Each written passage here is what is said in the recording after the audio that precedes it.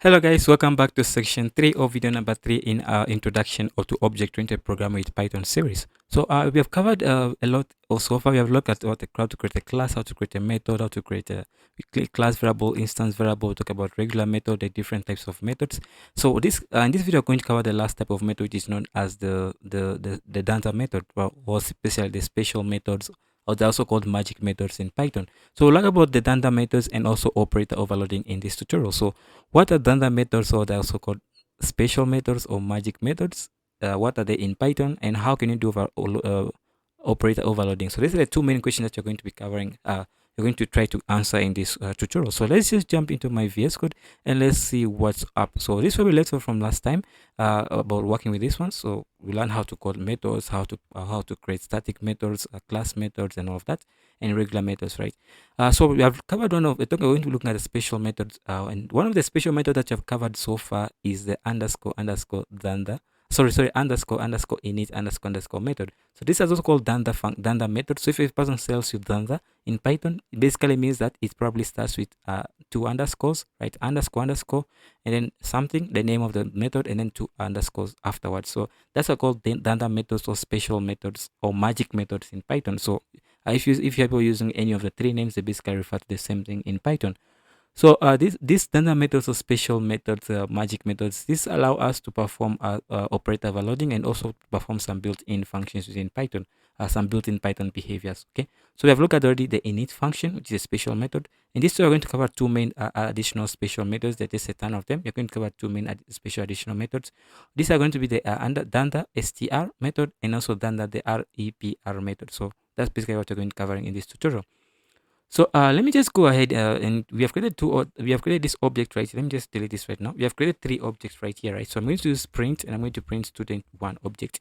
And if I print this in, you just get back a memory address of that object. So if I run this code again, this is what we get back, just student object and then at and then the memory address. So that's just basically the memory address of the object. This is not what we really want, and it does not give us much information.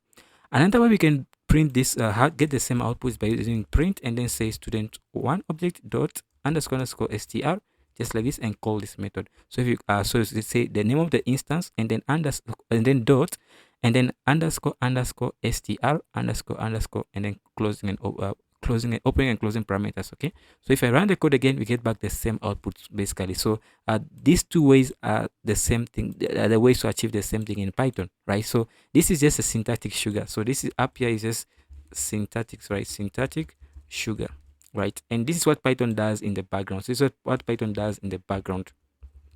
So in the background, if I say print and I'm trying to print an object, Python simply goes and use the str method on that object, calls the str method on that object. And the str method call is what controls what we see up here. Okay, so that's basically it. So this is just a syntactic sugar of achieving the same thing, right? So this basically do the same thing. So another time look at the str method, you can ask yourself, okay, this str method is not defined within our class, and that's true. We didn't define any str method in the class. So why are we getting this? And you can look at the namespace of this. You can just say, let's take the namespace, okay, or the namespace, whatever. So I can just go ahead and do a print, and then I can say draw, and then pass in the name of the object that I want to get access to. So if I just print that code, you can see we get back this whole list right here. So what does this list tell us? So this list basically tells us the namespace of this function. So you can see we have the get school method on there. We can get the number of school, right, which is just an attribute, school ranking an attribute, says school ranking an attribute. This is basically the namespace of the student one object. And you can see inside of that namespace, we should have underscore str in there, which is this one right here. So in the background, all Python objects have this attached to it, have all these additional namespace attached to it, apart from the ones that we define ourselves. So you can see that the ones that we define ourselves are also in here, like the description, the create instance, admission number, they're all in here. But Python also has some additional ones that it adds to it in the background, and that's one of them is the underscore str underscore method.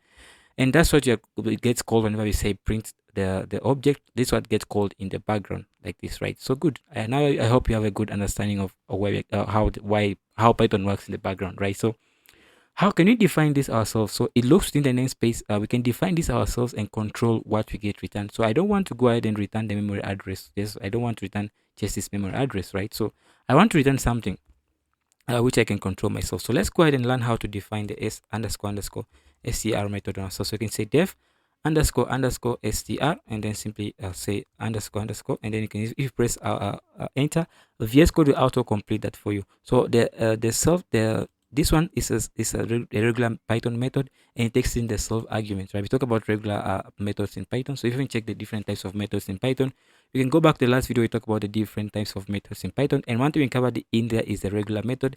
When we talk about the regular method taking in the self keyword, which is just the current instance that you're working with.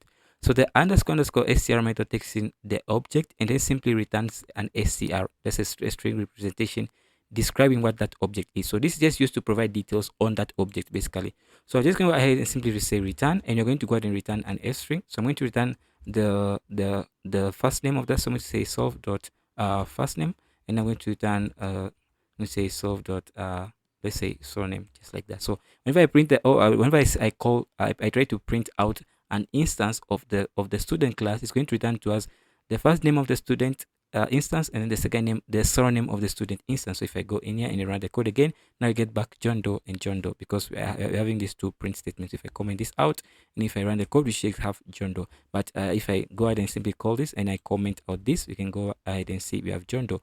And now this can give you a better even understanding, because now we have the underscore underscore str underscore underscore method instead of our function. Now you can see you're just calling it, just saying student1 dot get me this function, which is what we define in here. So basically it's going ahead and calling what we the Dunder str method within our function, within our class. So that's basically how Python works in the background. So good. So now we can control what gets returned. Instead of just getting memory address, we're getting back the useful information, right? So now you also have something called the Dunder REPR method. So if I go ahead and comment this and run the code again, you can see we have it right here, which is this right here. So this is just another alternative to Dunder str method. Okay, so this one simply gets called whenever the Dunder str method like doesn't exist. Okay, so it's just a fallback. So you can say underscore RPER, and you can just press enter, and you can see it also returns to us a string. So the difference between the Dunder str and the Dunder REPR is that the Dunder REPR is mostly in for programmers, right? To provide information to programmers, and while the str is just providing information to like non-programmers, I can say. So like this one is aimed for people who actually build maybe an application, but this one is for users of the application. So what you can go in here, you can just return. And by convention, what I search from my Google research is that basically this return information that can be used to create a class. So that can be used to create an object. So basically returns information that is very similar to this one. So let's go ahead and return it in here. I'm going to be using an f string. So I'm going to go ahead and specify the name of the class, which is student. So I can go ahead and copy that and paste it in here. I can go ahead and say, okay, I didn't copy that. So let me just type this out. So student. Okay, and I go and pass in the first name of the student. So I'm going to use self.firstnames dot first name, and I'm going to go ahead and then go ahead and say comma, and then I'm going to go ahead and say self dot surname, so self dot surname, and then finally I can go ahead and say the admission number. So I can self dot admission number, and then I can close that close that off right here. So good. So that just by calling this method, you're going to get a simple description of this that can use to be that is used to create an object. So that's basically it. So once I have this code, I can simply go ahead and I can call it right here. So if I call if I say print an object, it's just going to go and fall back to the str method. So I can also call the Dunder method, the REPR method, just by changing this to REPR. And once I have that, I can go ahead and run the code again. Let me just comment this out for now so that we have this less clear. So I'm just going to delete all this and run the code again. So you can see we have student student object. It just has first name John Doe, then surname as Doe, and then finally the admission number. So that's basically what the REPR method does. So if a programmer sees this, he knows that okay, this guy is trying to create an object, right? So in this code right here is the same thing that is actually in here. So this actually in here is valid Python code to create an object, right? We just have to wrap quotes around this right here. So good. That's basically it for the REPR method and the special Dunder method. So you can actually copy this right here, copy and paste it, and you can change this to be str. So yeah, that's basically it for those two methods. So yeah, that's it for those two methods. So once we have that, now I understand if you say print and try to print an object, you know what Python does in the background. It calls the underscore underscore str method. Okay, so good. So once we have that done, where we have that done out of the way, now let's look at operator overloading in Python. So for example, let me just show you what I try to mean by operator overloading. So let me just delete this for now, and I'm going to go ahead and simply do print a. Let me just put this in quotes, a plus let me just a plus b, right? And let me just have also a print let's say 1 plus 9. So what's going to be the output of this a plus b? What's going to be the output, and what's going to be the output of this second print statement? Okay, so let me just comment this out for now, and comment also this out, and let me just go back and run the code, and let's see what we get. So we get back a, b, and 9. So what if it's a string, is just concatenating the strings together, right? But if it's an their numbers, is simply adding the numbers together, actually adding the numbers. So how is this defined in the background? How can you control this information in the background, right? How is this being defined? How does this work in the background? And the way this works in the background, it looks at the data type of this, and everything in Python basically is an object. Okay, so you cannot believe this or not, but everything in Python basically is an object, basically at the root. Okay, so how does this work in the background? So let me to explain to you this. I'm just going to print, and I'm going to say print. I'm going to so str, and I can simply say dot, and I can simply say underscore underscore add. So if I say add, I can pass in a, and then comma, and then b, just like that, a comma b, right? So if I go ahead and run the code, now you can see a plus b is being returned. So it's returning this to us, right? Whenever I call this, it's running a plus b, just doing string concatenation. And whenever we call this, it's running to us a string concatenation. So this is what Python does in the background, because Python knows that, okay, this is a string, so I'm going to take this other string and then add it together. So this add method requires two arguments, which both need to be strings, and that's why we get an error when you try to add together a string and a number, and that's how it fails. Now you at least now this gives you a bit understanding of how Python is working in the background. So if you run this, we get an error because because calling this, try to do a, right? Python knows, okay, this is a string, so Python calls this in the background, and it's expecting you to it says str and then underscore underscore add underscore underscore.